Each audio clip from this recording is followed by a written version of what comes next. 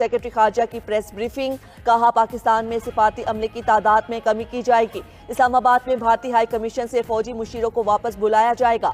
Pakistani high commission میں موجود فوجی مشیروں کو بھی ایک ہفتے میں واپس جانے کی مہلت۔ پاکستان کی نیوی اور ایئر فورس کے اتاشی ناپسندیدہ شخصیت قرار۔ ترجمان بھارتی وزارت خارجہ نے کہا، کشمیر میں سیاحوں پر عسکریت پسندوں کے حملے کا سخت جواب دیا جائے گا۔ پہلگام فالز فلیگ حملے کے پیچھے چھپی بھارت کی آبی جارحیت سامنے آ گئی۔ ہندوستان نے اپنا غیر ذمہ دارانہ اور مذموم چہرہ دنیا کو دکھا دیا۔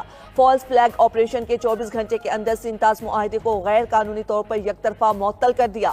بھارت نے بغیر ثبوت اور تحقیق پہلگام حملے کا الزام پاکستان پر لگاتے ہوئے یہ انتہائی اقدام اٹھایا۔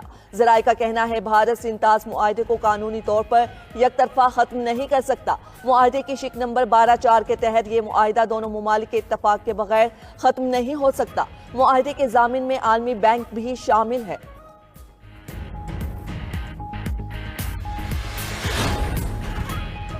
تجزیہ کاروں نے سنتاس معاہدے پر یک طرفہ بھارتی فیصلہ مسترد کر دیا۔ واضح کیا کہ معاہدہ ختم یا معطل کرنے کا بھارت کو اختیار ہی نہیں۔ بھارت ایسی حرکتیں کر کے ماضی میں بھی فائدہ اٹھاتا رہا۔ سابق سفیر نجم الثاقب بولے، بھارتی اقدام کوئی حیرت کی بات نہیں۔ کشمیر کی حیثیت بدلنے کے بعد بھی بھارت نے پانی کے معاہدے میں تبدیلی کا کہا تھا۔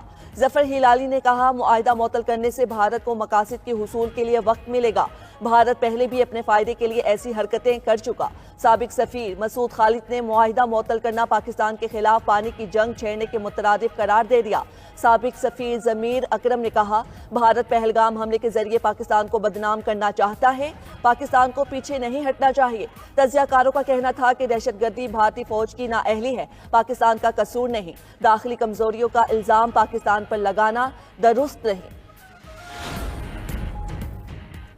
لائن آف کنٹرول پر بھارت کا در اندازی کا جھوٹ بھی پکڑا گیا۔ ایل او سی کے علاقے سرجیور میں 2 مبینہ دہشت گردوں کو ہلاک کرنے کا بھارتی دعویٰ جھوٹ نکلا۔ دہشت گرد قرار دیے گئے دونوں افراد مقامی شہری اور گاؤں سرجیور کے رہائشی تھے۔ شناخت ملک فاروق ول صدیق اور محمد دین ول جمال الدین کے ناموں سے ہوئی۔ لواحقین کا کہنا ہے دونوں بزرگ مال مویشی ڈھونڈنے ایل او سی کے قریب گئے، بھارتی فوج نے انہیں شہید کر دیا۔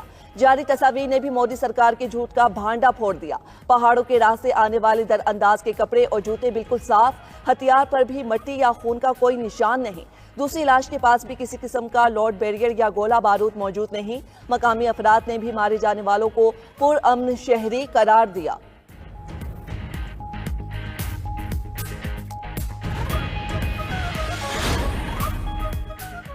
مقبوضہ کشمیر کے عوام نے پہلگام فالز فلیگ آپریشن مسترد کر دیا۔ مودی سرکار کے خلاف سڑکوں پر نکل آئے شدید نعرے بازی۔ شہریوں کا کہنا ہے مودی سرکار خود ہی دہشت گرد حملے کراتی ہے۔ آئے دن فوجیوں اور سیویلینز کو مارا جانا برداشت سے باہر ہو چکا۔ پہلگام فالز فلیگ حملے پر سری نگر کے رہائشی نے بھی سوالات اٹھا دیے۔ بھارتی پروپیگنڈے کا منہ توڑ جواب۔ کشمیری شہری نے واقعے کو بھارتی حکومت، انٹیلیجنس اور سیکیورٹی اداروں کی ناکامی قرار دے دیا۔ کہا، مقبوضہ کشمیر چھوٹا سا علاقہ ہے، یہاں 7 لاکھ سے زائد بھارتی فوج ہے۔ حملے کے وقت وہ کیا کر رہی تھی؟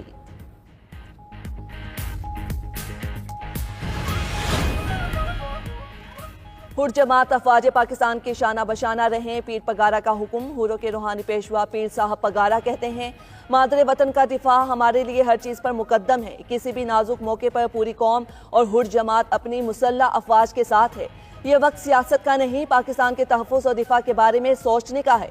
سیاسی معاملات کو بعد میں دیکھ لیں گے۔